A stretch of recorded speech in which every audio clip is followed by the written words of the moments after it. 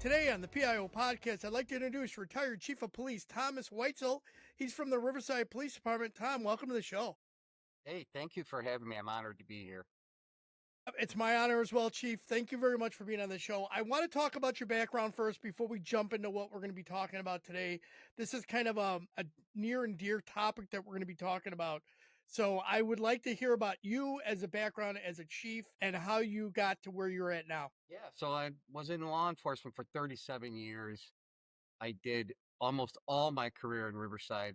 I did a little bit of time before at an unusual police department, the Brookfield Zoo. The Chicago Zoological Society had their own law enforcement agency. I was there for about 2 years and then came over to Riverside because I wanted to do public law enforcement.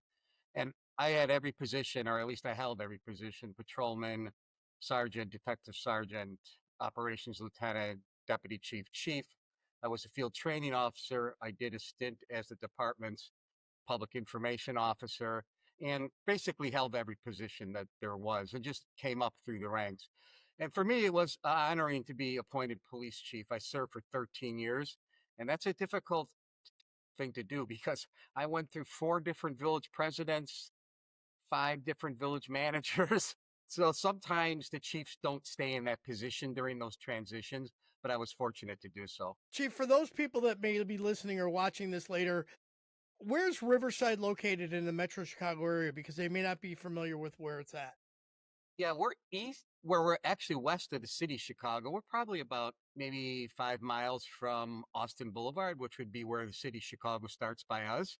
So we're surrounded by other suburban municipalities: Berwyn, Lyons, North Riverside. People might know Oak Park, River Forest area. So we are west of the city of Chicago, and Riverside got its share of crime, basically from criminals coming east to west and then fleeing back west to east. And that's literally how it happened in my career. Yeah, I did a brief stint in Forest Park, just under 9 months there, before I moved. And then I went and did my 27 years in Niles. So I'm very familiar. I grew up in Berwyn, used to spend a lot of time in Riverside and bike trails through there, the river area there, everything. I love that. That city's a great little city. A lot of fun there. So I did. I had my fair share of parties that I went to in that city too when I was much younger. So a beautiful community. That's one of the first planned communities in America. It was designed by a famed architect named Frederick Law Olmsted. So it helped policing because it's hard to find your way around that community. If you lived in Berwyn, you know that.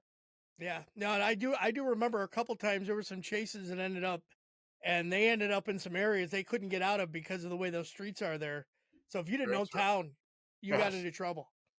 All right, Chief. So I'm going to talk. You have been very critical about the Safety Act here in Illinois, and you have voiced your concerns about it.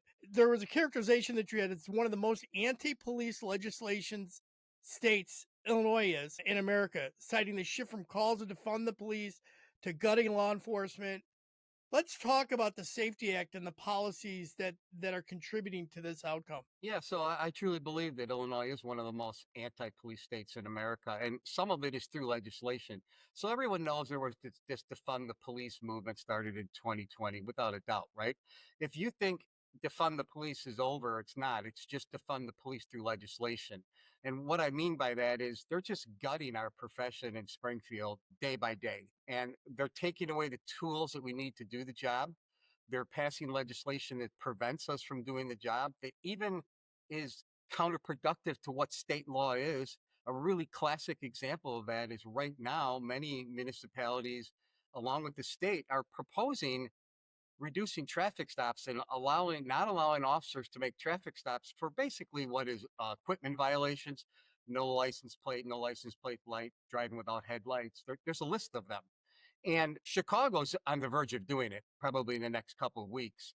That's just a tool that law enforcement needs. And I mean, traffic stops is a basic part of our job performance. You know, CWB Chicago just ran a story that there's been over 1,000 guns recovered in traffic stops in Chicago in the last 3 to 4 years from traffic stops. And most of them based on equipment violations or what the public would understand to be minor traffic violations. And to be able to take that tool away from us, because remember, it's lawful. We're not doing anything that's illegal. It's absolutely legal to stop somebody for failure to turn on his turn signal, or to failure to have license plates registration up to date. And those that don't want the police to do our job, they just smear us by saying it's pretextual. And your listeners should know that, in my opinion, there's no such thing as a pretextual traffic stop. The I United agree. States Supreme Court ruled that pretextual traffic stops are 100% lawful. That's a Supreme Court ruling years ago. So for certain activists and politicians to want to gut us in that perspective is ridiculous. They're just trying to take away policing. I truly Yeah, believe that. I mean, I that's agree. what's happening. Yeah, Chief. When I was a patrol sergeant, afternoon shift, I had a detective sergeant that brought in a burglar to talk to us. And one of the things, and he was a prolific guy. He hit the North Shore, the North suburbs like crazy. But he had only hit one of our houses in town, and they brought him in after a court case and had him talk to us. And he said the only reason I didn't know I was in Niles with that one house, but he said the reason I didn't come to Niles is because every time I came into town, you guys were stopping somebody and there were police cars I saw on traffic stops all the time. So I knew if I hung around there or drove around, I was eventually going to get stopped and then caught. So I agree 100% that minor traffic violations, weaving, speeding, tail lights out, brake lights that don't work, headlights that are out, or driving around at night without your headlights on are all tools that we can use to stop crime from occurring in a community, right? Absolutely. In fact, I was asked recently in an interview, as did they actually want me to print what I said? And I said, well, what are you talking about? And they said, well, you said that the officers should be stopping people in the neighborhoods, like you encouraged when you were chief in Riverside, that if they see a suspicious person or car, they should make a stop. And I said, well, that's what you pay us for, right? That's what the residents, in my case, in Riverside, that's what our officers are supposed to know what's right in the neighborhood, what's correct and what's out of place. I go, would you advocate that my officers just drive by and do nothing? Because we're paying them to know this isn't right, right? This is out of place at 3 in the morning, right? And they finally agreed that that's something that we do. We don't want police officers to be sitting in a parking lot waiting for the next radio call. Because if Illinois continues down this path of taking tools away from law enforcement, there's going to be no proactive policing in Illinois at all. Is that what residents don't want? That I could tell you, the citizens don't want that. Politicians, they have a political agenda, some of them, and But the these some of them politicians are are. being elected by the citizens, though, and that's the problem. We're not.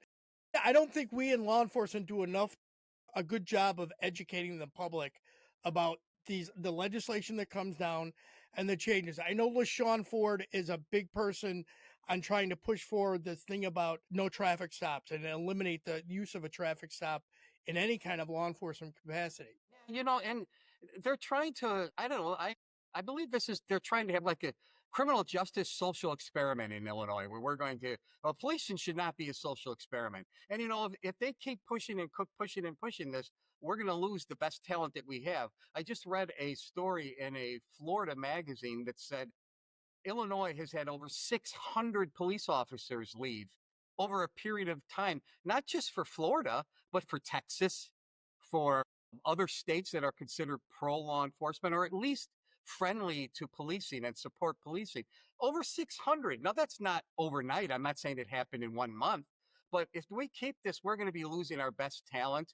And Springfield's already trying to lower standards for police officers in Illinois, which is somewhere I don't think we should be going. So, I I mean, don't understand. How do you lower standards when you expect them to act at a higher standard and you have these requirements that they can't do this, they can't do that, but you're going to lower the standards. The logic there just doesn't make a whole lot of sense. they want to lower all entry standards, physical fitness standards, criminal background standards, drug standards. I mean, they want to lower everything. There's a proposal in New Hampshire to have no physical fitness standards upon entry to their police academy. And that by the end of the academy, they would get you to the point where you're going to be. But they want to change the law that there is none physical fitness standard to enter the academy. That's crazy because my son is in the Coast Guard and they just came out with an updated policy on PT and physical fitness. Now everybody, regardless if you're in an active act like a special operations unit, if you work a desk, you have to meet the same standards that that person in the special operations unit has to make, the minimum standards. Now, we're going to tell these officers to go out and you can't be able to do the mile and a half in a, I think for a 21 to 30-year-old, it's like 11 minutes and 30 seconds or something like that. And 15 minutes for a female. Why not? I mean, why can't they be able to do a bench press at 98%? Why can't they be able to do 25 sit ups and 25 push ups? That's the basic in Illinois as it is. Yeah. And I always felt when I was chief, when the candidates would fail the power test or something, and they would tell me, "Well, would you give me a second chance?" I was Riverside Lum. I'm like, "You've been wanting to be a policeman for your whole life, and you didn't prepare for this. The entry standards weren't that difficult; they were thick, but you knew you were going to be taking this, and you didn't prepare." I'm like, Yeah. "Come on, like you don't want the Chief, job." I remember when I back 30 years ago when I was doing my training to become on the job, and I had a calendar and I knew when the date was for the power test and how many miles I had to run, how many push-ups. I was doing all of that ahead of time. And that's the way you should be doing it. You need to be able to do that stuff ahead of time. And that's a standard. And we take that away. What are we going to end up with driving around with in a squad car with a handgun and a rifle, and they're going to have to get involved in a foot pursuit. They can't run. Maybe they have a heart attack and die. Now it's a line of duty death because they weren't physically fit to begin with. Yeah, that, and then they'll blame the police for that, and they'll blame me for the response. And can you imagine the workman's comps? I mean, we'll have more officers in you. The amount of workman comp cases that will go, it affects the pub, it affects everybody. We're all paying that, right? So it is important that we have physically fit officers. All right, Chief, let's jump off of that. Let's talk about the Safety Act and the mandates that they had about body cameras training, the banning of chokeholds, and the setting of new misconduct protocols. You've noted the practical enforcement challenge of this. What part of this bill do you see as completely undermining public safety versus genuinely reforming policing? Yeah, I was all against the way the Safety Act was passed from the beginning. Just a little bit of background. I was on the Illinois Chiefs Legislative Committee, and I could tell Hmm. you there wasn't a single time in my 13 years on that committee that the legislators didn't come to us for a law enforcement issue and ask our opinion. They didn't do that in the Safety Act. Here's what they did in the Safety Act. They said, we're going to pass what we want, shove it down your throat, and then we'll go back. If it's not right, Chief, we'll go back and have trailer bills and we'll fix it. And, there were two trailer bills, but they didn't fix it. But my biggest opposition was what elimination of the bond and what now is called first appearance court, and what constitutes being able to even go to first appearance court. So many felonies are being released right from the station with notices to appear. And one of my huge objections is that police officers can be battered, injured, and you could still leave the police station or leave first appearance court and not be held in custody. So that's creating lawlessness. It's creating huge disrespect for law enforcement. They don't care because you can literally, the standard is they will, maybe hold you or take you to first appearance court if you're hospitalized. But imagine this: you're injured as a police officer, you're treated by paramedics but not hospitalized, or Hmm. you're treated in an ER but you're not admitted to the hospital. You're walking out the door. And I just can't get my head around the fact that we allow people to attack police officers in Illinois and then go home. Yeah, I don't understand that, and it doesn't make a whole lot of logic when you look at, like, you're talking about felonies that go away. Retail theft now, what did the state's attorney set it at? Like $1,500 now, when it was 300. That became, like, for those chiefs that have retail in their community, like Oak Brook, the crime that goes on in Oak Brook was is insane to imagine. When I was in Niles, it was getting pretty bad. I can't even imagine what it's like now with not even be able to charge somebody with a felony crime. Yeah, the retail theft, any town that has a mall, Orland Park, North Riverside, Lombard, Oprah, they deal with that every day. Some of those communities have 500, 600 retail thefts the rest of the year, but nowadays they're just notice to appears. They're basically like getting a parking ticket or at least a speeding ticket, unless it's really bad. Because even to get an enhancement, you need like 10 prior convictions. Well, who in Cook County has 10 prior convictions? It's probably very difficult to get. So the laws are being written for the criminals, they're being written for not being written for the law-abiding citizen. And you ask how that, something like retail theft affects the public. It does. They're raising prices. Police officers instinctively want to go after offenders, right? I'm not a proponent of doing chases for those types of crime because it always ends up that the police are the bad guy. Somebody innocent is getting hurt. I don't do that. But police officers instinctively want to catch the bad guy. It's ingrained in them. That's why supervision is a huge deal. You have to have a set of eyes to tell the officer to back off. But these laws are being written, and then they're in Springfield. They're passing these without police input. Like they used to ask us, how is this going to affect your department? How does this affect policing? What do you think about this?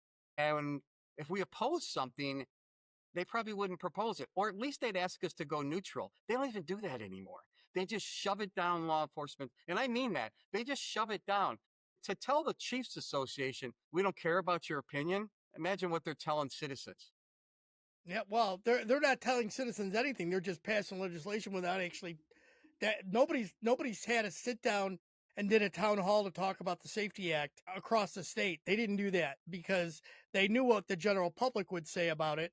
So they just kept it within the tight little knit community and the committees for a state legislature before they And the passed it. data is really flawed, Robert. They cite information from the first appearance court as to how many are skipping bond, failure to appear.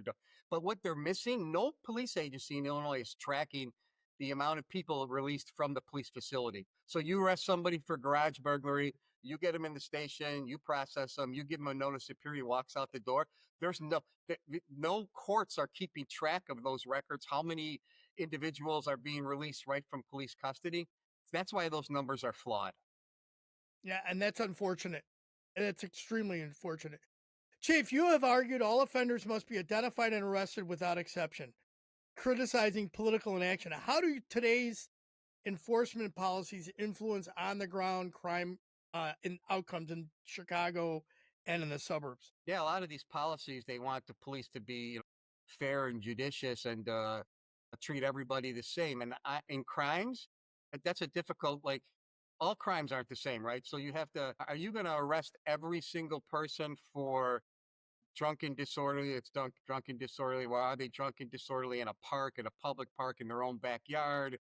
So, I think one way the police can not be criticized all the time or slammed through the media is that we are fair. But you know what they do? They're not talking about us being fair criminally or through criminal. They're talking about whether we're treating minorities the same as non or we're treating that. They don't say that publicly. When they say treat everybody fair, they're saying what they're saying is that they perceive law enforcement as not being fair. White offenders or African American offenders, Hispanic. They're not saying that we should be treating every single person that blows off fireworks should be arrested, or everybody, this, because those situations are different. So there's this underlying thing that somehow police are in some cases racist, or they know ahead of time, like they're going to stop this person because of their race. Because, well, no, we're stopping them because they have the tinted windows. Most of the times, you don't even know what their race is, or they have expired tags, and they're like, nope, nope. What's really going on here is the police are targeting a group. And I had somebody ask me the other day, I made a statement that profiling was okay. And they said, well, expand on that because that's wrong. I said, well, criminal profiling is absolutely lawful. They do it all the time at the airports. TSA does criminal profiling all the time. And the courts have ruled that criminal profiling is legal. Racial profiling obviously is not, and I would Of never course. encourage anyone to do that. Of course, that's wrong, and we should tell our employees to stay away. But criminal profiling is a good skill. Chief, I'm not going to say the politician's name, she's no longer in office, but in our community, we had her come and want to do ride alongs with the officers because she was concerned. This was at the time when the racial profiling law was going to be put into place. And she wanted to be sure that the police department wasn't racially profiling. And she said that we had a number of people that were issued tickets for speeding that were of a specific race. So every one of our shift took her along on a ride along, and I drove up Milwaukee Avenue 4-lane road, 5 miles an hour. And I said, "You tell me the race of the person that passes us in the car going the opposite way."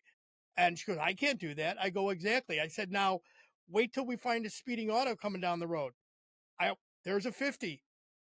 I can't tell the race. I stopped the person for doing 50 in a 35. When we go up to the car, it happens to be a person of color.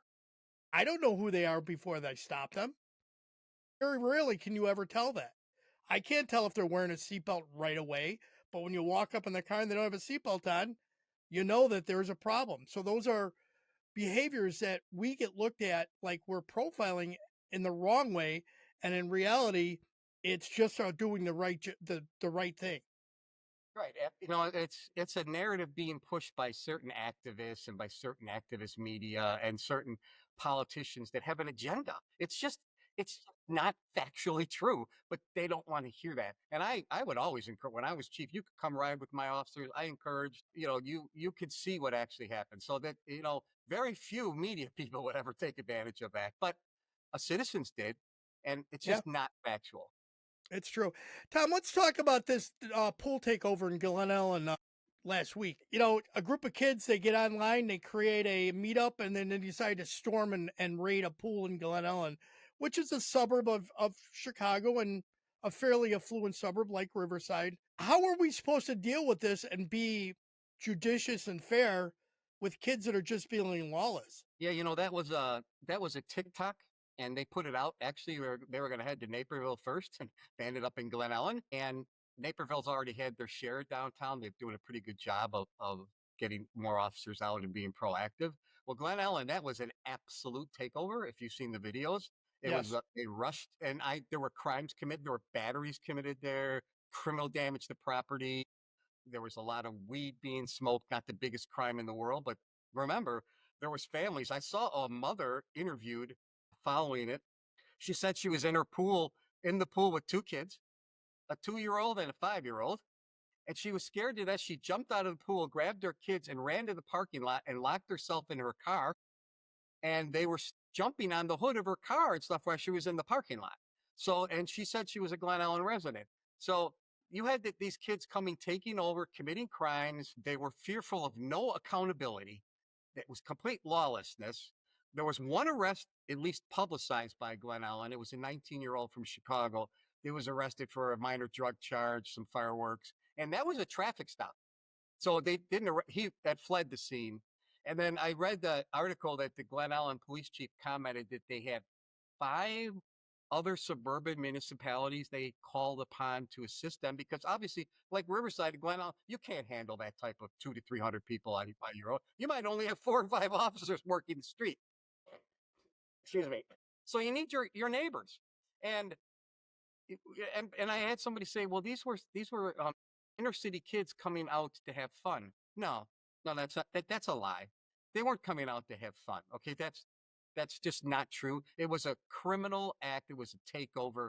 The only way to really get ahead of those is once you experience it, you're going to change your policies. But also, you have to follow social media. And you and me both know suburban police departments don't have the resources like Chicago of a fusion center that could be monitoring TikTok and Facebook and X every single minute of the day. They don't have that. So that's pretty hard to do. So unfortunately, in those situations initially, it's going to be reactive. It's not going to be proactive. But So Tom, this is I do think there should be arrests and follow-ups should be made. I agree. Tom, this isn't like Mayor Johnson calls it, just a community engagement issue where the kids don't have anywhere to go and we need to provide places for them to go. No, no, no. This isn't midnight basketball, or summer basketball, or summer jobs. This was an attempt to take over, and the pool isn't that big. I mean, this is a community pool, and they just took over. And I wonder, Glen Allen Park District said they're going to reevaluate, but you know what's the biggest piece here is how many residents are going to feel safe to go back and use the pool with their kids, little kids, and go there and enjoy a summer day in a nice community that they're paying taxes for. So what the hurdle they have to get over is, are the individuals that use that pool on a daily or weekly basis, are they going to feel safe to come back and have confidence not only in the police department but in the park district itself? Right, and the staff there that maybe be at fear for being there because they were battered and threatened, because they were just doing their job. Yes, for sure. You and me both know that over for the next period of time, they're going to have a Glen Ellen police car parked in that parking lot, and they're going to have a police officer sign there because that's how we react, and like that's what happens in law enforcement. They're going to have a presence there. How long that can be sustained in a suburban department is still questioned, but that'll be the initial response. Yeah, absolutely. Well, absolutely. We all know that that's the way it ends up. Comes down from high, and the guy in the low man patrol car is stuck there doing that Yes. job. Tom, recently you criticized how social media politicians and activists put out false narratives to discredit CPD's use of force cases. What do you see as the most damaging distortions, and how should police and more importantly PIOs respond? Yeah, so social media is being used by politicians for sure, and and let's be honest, they're using it effectively.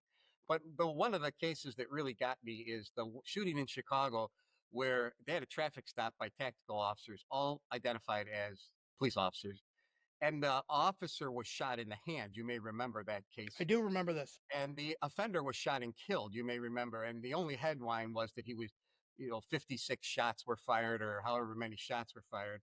There was no mention that the officer was shot first. The officer was shot first.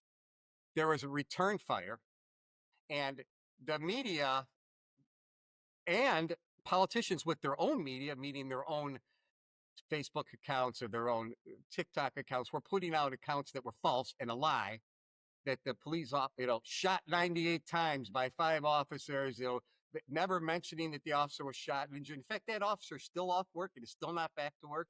And that Chicago officer may never come back to work. He's had like 5 hand surgeries already, never mentioned. And they made it seem as the Chicago police officers unloaded on this individual who was not armed and did not fire first at the police officer. And that outraged me. Like, this is just complete false narrative. Like, so then I thought to myself, well, Chicago should be jumping on this, right? They should be like hammering this, that this is a blatant lie. Because I knew they had it on body camera, but that didn't happen. And the only reason that didn't happen is because their public information officers are in that position because they're appointed and they like their job and they like their positions, to be honest. And they were told from above because they're told from City Hall, don't do that. Don't put this out. Just put out some general press release that do not address this. And it forces the PIOs to, in my case, not be factual. Maybe in some cases have to put out lies. And then, so we're not telling the public the truth. And, in my community, when I took over as chief, they, my village president said to me, Riverside Police Department, under your supervision, under your command, will be open and transparent policing. Okay, well, if you want open and transparent policing, we'll be open and transparent. But don't come over politically and tell me that I can't put this out, or I can't put out that Riverside, a nice community, had an armed home invasion where the woman was sexually assaulted in her house, because that's open and transparent. You want open and transparent, then that's what I'll be. And you know what? I was that, and they backed me up because I had the type of politicians that wanted to get out factual information. But I think in a lot of cases, they're controlling the PIOs. I don't know if you might not be in line with me on that, but I think there's a lot of pressure on public information officers. Another one of my things is sometimes I see these press releases come out immediately after an event, and it says no danger to the public. Like, you don't know there's no danger. Like, this shooting happened 10 minutes ago. Do you really know there's no So danger to the public? those tend to be templates, and I'll say this from my own background. I understand some agencies will create a template and they forget to go through the template and say, okay, maybe this line should not be there because we don't know yet. And that is like the standard part of a template. I guarantee that. But I do agree with you, Chief, that there's political pressure that is definitely put on PIOs, especially in those municipalities like the city of Chicago, where the the political end of it, not at the superintendent's level, but at the city level, is wants to push a specific narrative because they don't want to anger their own base. And that's the reality of that. We've seen that countless times from CPD or from Chicago overall, and their influence on what CPD does and how they speak. It's pretty obvious. I know the head PIO, Tom Ahern. He's a nice guy. experience from he came over from the DE, no, not the, yeah, the DEA. He came over from the DEA, and I know he's got the background for that, but again, the line supervisor, line sergeants and officers that are PIOs there, they have to answer up. So I get it. All right, let's jump on to something else. In response to perceived political intimidation from city councils or activist groups, you said sometimes the act feels like an extension of anti-police movement. How should law enforcement leaders engage with elected officials without compromising authority or trust? You may have already just answered that. Well, we do need to engage our politicians better, not only at local level, at the state level. They're not listening to us. And I believe that the leadership organizations like the Illinois Association of Chiefs of Police, fraternal, the statewide fraternal or police, sheriff's associations, they need to be more vocal and they need to be more stay in line with core missions in law enforcement. Like I remember attending a meeting when Illinois was going to go to concealed carry. I don't know if you recall, we were the last state. I think Wisconsin went just before us. And there was a huge amount of pressure for the Illinois chiefs to go supporting concealed carry. And I attended this meeting and it was broke down into there were the central and southern Illinois chiefs that wanted concealed carry 100%. Mm-hmm. And there were the Chicago Metro Police chiefs that wanted nothing to do with it. And that was because a lot of the chiefs in Southern Illinois thought it was a hunting issue, and the chiefs in the metropolitan Chicago area thought it was hunting citizens, basically, that it was kind of just going to be a vicious killings, etc. And when we engaged our elected officials in Springfield, they said, work it out. Like, we want a consensus, work it out and come back to us. Well, the Illinois chiefs went neutral. The Illinois sheriff supported it and it passed. But there was such a division on what was taking place in our own profession that nobody really stood up for what we thought like our core principles should be. Like I was a person that I got up and spoke at the meeting and said, if we need to fall on our sword, we need to. If this is going to pass anyways, why are we going to jump on? I mean, I was not a proponent because I'm in a community that had around me was having gun violence, Cicero, Chicago, Oak Park, they were having, and I'm like, why would I jump on board with this when I don't think it's going to be? And they're like, well, could we change our position? Like, no, like I'm not going to change my position. It might pass anyway, but for us to just go along with it because it's the right political thing to do, I don't want to do that. The leaderships in those organizations, as you know, some of the leaderships, they have their leadership positions because they're tied to other political entities. That's just the way it works. I had a chief come to me and say, Tom, I agree with you 100%. We should not do this concealed carry. But my mayor told me to stay out of it. And this was somebody who was a leader was a leader in the Illinois Chiefs. He told me, do I like my job? Stay out of it. Stay out of the fray and let it happen. And I'm like, we shouldn't be doing that, right? Yeah, You're in a leadership position in law enforcement to lead. yeah, I lost that battle. yeah. I bet. I go back to you. You were talking about earlier, and this thought just popped back in my head. Have you heard of Sheriff Grady Judd? Yes, for sure. All right, the one I remember the most is when they talked about a shooting that occurred, and they said, well, why did the officer stop shooting? Because we ran out of bullets. I mean, it's such a difference in the connection from the news media to from down there to up here. It's just amazing, and I just wanted to bring that up because it was a thought from before when we were talking, and just it's amazing how the difference in a community or the state compared to the way it is up here. Just Yes. amazing. Tom, you were part of the National Law Enforcement Officers Memorial Fund. You have an ambassadorship. You advocate for fallen officers. How has that shaped your view on officer morale and public appreciation and department accountability for those fallen officers? Yeah. So when I retired, I wanted to find a way I could give back to law enforcement profession I love without getting any compensation. When you're a chief, you get a lot of praise heaped on you that you don't deserve. It goes to your officers. Like I used to get all kinds of people come to board meetings and say, what a great job you did. I get these letters. And I'm like, I didn't do anything. Maybe I hired the right people or I trained the right people, but the officers in the patrol cars and the detectives are the one that did the job, not me. So I wanted to be able to give back to the profession with getting nothing in return. So I saw this ambassador ship through the National Law Enforcement Memorial Fund. I reached out, I made an application. They did interviews with me. They did back. Illinois did not have an ambassador at the time. Now we have two. And I was appointed an ambassador to work with police agencies for officer safety, health and wellness, and line of duty deaths. And I can tell you a really sad story is that really pushed me is when I was doing my training, they told me of every single year at the National Memorial, families show up and they go down and look for their loved one's name engraved on the wall because their loved one was killed in the line of duty and it's not there. And I'm like, wow. And how could that be? And they're like, because the agency didn't know how to submit the name. So they would have a line of duty death, and that police chief never filled out the paperwork to get their officer's name on the national memorial. And the family didn't know that. And the family would travel to Washington, D.C., would be there with thousands of other people. And they'd go down that wall looking for their loved one's name. And they Mm. would come to somebody and say, well, where's my son or daughter's name? Or my husband or wife's? And they're like, we know what you're talking about. And then we trace it back and found out that the chief didn't know how to do the paperwork, didn't know the procedure. And I thought that was just horrible. And I'm like, how can this be?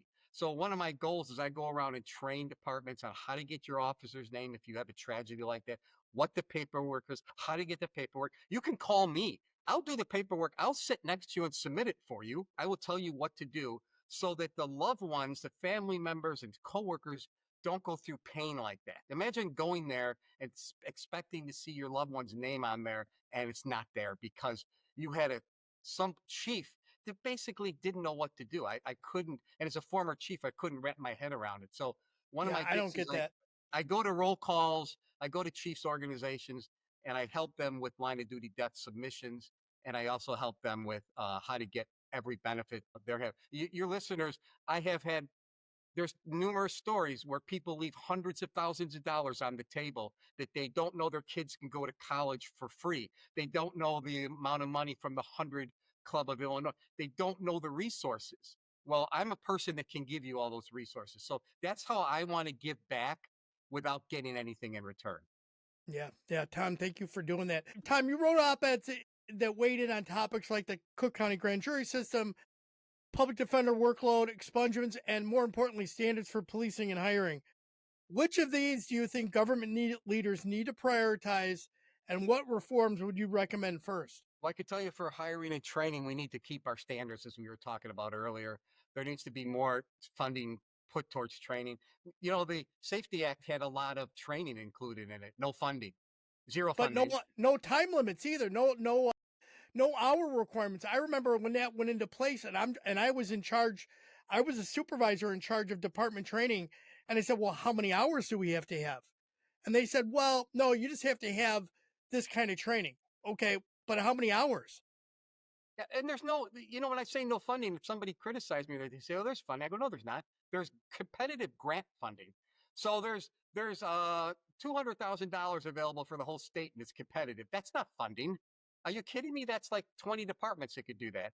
The grand jury system, you know, I never liked, and I'm on the law enforcement side, so think about this. The grand jury system, I used to go when I was the detective for 7 years. I'd go to the grand jury in Cook County with regularity, and you could indict a dead squirrel. I sat in the grand jury room, and I don't think a member asked me a question ever, ever. And I don't think I never not had what's called a true bill returned, which was an indictment, ever.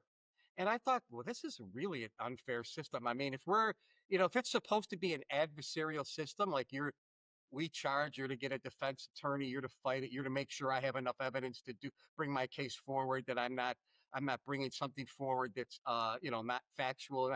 And I didn't like the grand jury system even from the police side. So Hmm. I thought to myself, the grand jury system needs to be either abolished or redone. It's just, to me, it's inherently unfair. Just as an American citizen, I just don't like the grand jury system. And Yeah, they ham use it sandwich can against get police indicted. officers. Yeah, I mean, yeah, you know what I mean? People are looking yeah. at me like I was in a detective for 7 years. I never did not have a true bill returned ever. Yep. I when I was in it as a detective, I was in there several times, and I half the time they were reading newspapers, books on their phone. not listening to a word being said at all. Not even looking up when I walked in the room. Just Exactly. astonishing. Yep. Tom, which single legislative fix do you believe would most immediately improve policing in the state if it could be done? Without a doubt, the repair the Safety Act. It's I'm not naive enough to know that it's going to go away. That's not going to happen. Okay. So there needs to be some modifications on first appearance court, what's detainable, what's not detainable, thresholds, and what can be released from the police station and not. So I used to think that we could abolish the Safety Act. That's not going to happen. So I have to deal with what's in the real world. And I do think it's possible. There is a desire out there, I think, to amend it, to have some improvements and some clarification to the Safety Act. Yeah, I agree. There has to be some changes in there. I personally think that we need to have actual post standards for officers, and those post standards have to have hour requirements so that you have a way of judging if whether somebody took constitutional policing or racial profiling training, but where did they get it from and who was delivering it? And the standards for that kind of training are there's no standards for it. They don't exist. That's I correct. had my arguments with Aletsby many times saying, how are you defining that we have to have this training, but yet there's not even a consequence if you don't actually do the training. They just notify the agency that you have to have training, get them trained right away. There's no consequence for it. Right. Without a doubt. And there's no direction. I remember when we were doing de-escalation training, I would submit and say, well, this company wants to come train us regionally, so we were going to team up with our neighboring police department. Is this count as state certified de-escalation? They're like, I don't know, we'll get back to you on this. Like there wasn't this standard that said, yes, you need 14 hours. Well, there was standardized. It was just, okay, well, it's okay. Submit the de-escalation training. Well, it, it, we did it, right? I had to do what I had to do, but there was nothing that was standardized. Right. Tom, communication missteps. What do you think hurts most public opinion about policing? What communication missteps do you see? I see there's a lot of false narratives being put out by media organizations, and I don't think we as police officers do a good job of putting our own message out. I think departments should have their own YouTube channels, not only putting out your standard press releases. Your PIO should be dealing with your local media because you know what, your residents where you're living, who's ever listening or watching this podcast, crime is local, and they do read your local newspapers and your online blogs and the stuff that goes out, or they sign up for your e-bulletins that your city might put out or your police departments put out. I mean, Riverside was a town of 9,000. When I left, we had 7,000 people signed up to get our what they called e-flashes, where we would put out information on criminal activity. 85% of the residents would sign up. So they do get those messages. I just think it's important that we be proactive and put out information and not wait to put out information. I was unfortunate, like I said, to have a really good village president and board. I was proactive. I mean, if we made a drug arrest, I put it out. I didn't wait for the media to contact me. It was out. And I had two people that did media, either myself, if it was large, or my detective sergeant. That's who I trust. My detective sergeant, he had authority to put out media stuff. He was trained. We sent him to all the right schools. He knew what to do. He didn't have to check with me. He doesn't have to come run to the chief and check every 5 minutes. He had the authority to do so. I trusted him and he did it right.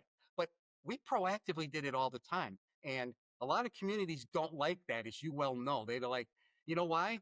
They don't like it because a lot of communities like the Glen Ellens or the Oak Brooks of the world maybe are like, oh, that makes us look, it makes it look like there's crime here. It's not good for property values, and that's a lot of baloney. Residents deserve to know what's going on in their community.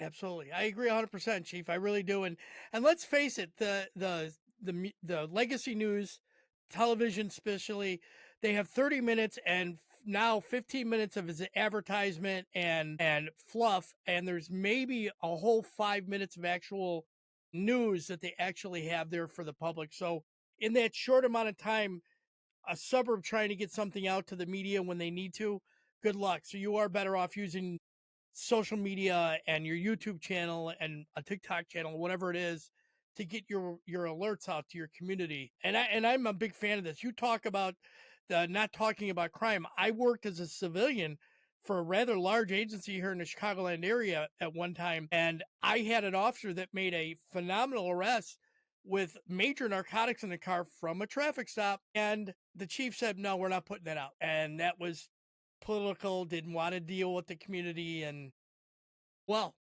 Yeah, I think that's so like residents deserve to know how does a resident make a safety choice for their family unless you're giving them the facts? yep, They're not I going to agree. flee your community. They're not moving out of your community. It's not lowering your property values. That's a myth. Absolutely. Residents just want a good, solid police department that's factual and gives them real information that they can use to make safety choices for themselves and their family. Yep. Tom, is there a question I should have asked? And if so, how would you have answered it? Yeah. No, I think you pretty much I think this has been a very good talk, and my answers are just straightforward. And I Yeah, I don't, know. that's just the way I've always been my whole career. And like I said, a lot of chiefs maybe can't do that because they're appointed and they get, to be honest, they get threatened with removal. Well, that's one advantage of being retired, but it's also an advantage is that if you have a good village board like I did that supports law enforcement and supports the facts, they don't hold you back. Thank you. I appreciate that, Tom. I'm going to forego the rapid fire questions. I don't need to ask those video. Let's talk about key points you want our listeners to take from the interview tonight. Well, I want them to take that. I'm not some. I'm factual. I'm not some lunatic out here Absolutely. making these assumptions. All of my children are police officers. I live it every day. My cousins are police officers. My brother's a police officer. So I come from the police family. I still get it every day from my kids that are still in the profession. Like basically, especially when it comes to the way things are led. Like I have probably experiences. I have three sons are policemen. Two of them work in departments where the chiefs rule by stick, and I have one that works in a department where the chief rules by carrot, and the carrot's a lot better. He Yeah. loves the department. He loves where he works. He loves it. So I would encourage people listening to this. Leadership is really important to me. Like you need to lead. You need to be out there.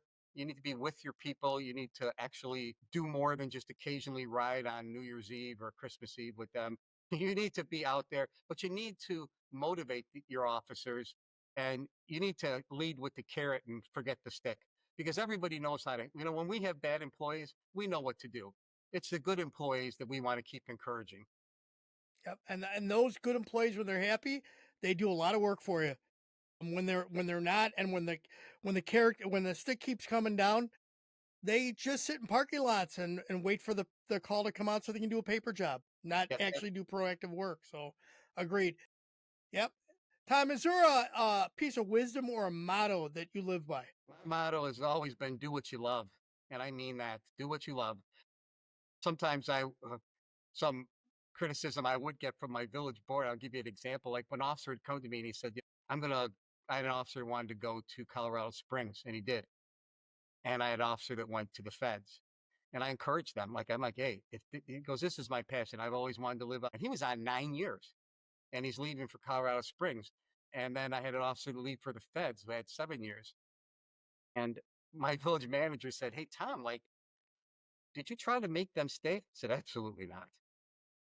These employees, this is what they love. They've always wanted to move out to Colorado. The other officer wanted to work in the federal government. He actually went to be a United States postal inspector, police in the policing. And I go, you want me as the chief to hold back somebody who is telling me this is their passion and their love? So you should do what you love, and I will support that. And I would support it in my personal life, and I would support it in my professional life. Outstanding way to live, Chief. How can people best reach out to you if they want to connect or follow up with anything they heard today? Well, I'm on X quite often. They can follow me at Chief Weitzel. That's ChiefWeitzel. I'm also on TikTok now, and they can just search Chief Weitzel on TikTok. You could follow me there. And I got on TikTok recently because I just think I should be putting out factual narratives that a lot of the media is putting out that's false. So the only way we can counteract that is we have to be proactive and do our own. And they can always email me. My email is easy. It's out there. I take emails all the time. It's tweitzel at outlook.com. That's TWEITZEL at outlook.com. Anything, questions about And even what I do for the National Law Enforcement Memorial Fund. So they can contact me. I'm available. I'm not hiding. Tom, thank you very much for being on. I really truly appreciate it, Tom. Thank you for having me. I really appreciate your expertise.